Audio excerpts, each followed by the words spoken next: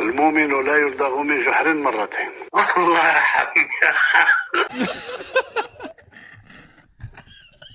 خاطب معك وزير الداخلية الفرنسي باعتبارك مقاطعة فرنسية، وسترون عم يتبون يستجدي.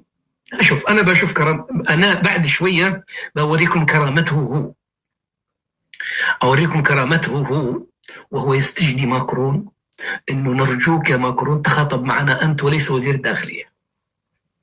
وقال لك كادت أن تسقط. أنت رئيس البلاد ورمز البلاد تستجدي رئيس فرنسا إنه أرجوك يعني خلي الخلاف معك. جننا وزير الداخلية، لأنه مجرد أن يخاطبه وزير الداخلية دي إهانة ما بعدها إهانة، إهانة للبروتوكول، إهانة يعني حاجة مخالفة للعلاقات الدولية وللمصالح الدولية وللبروتوكول الدولي ولعلوم السياسة.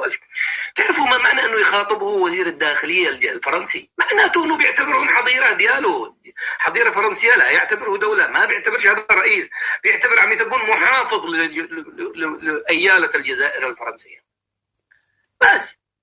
وش يقول لك عادي ما قد سقطتش؟ لا أنا بشرك سقطت وداسوها الناس ومطمطوها، وحالتك حالة، أنت اليوم في كرامتك في أسوأ حالات يا عم للأسف، وهذا واقع.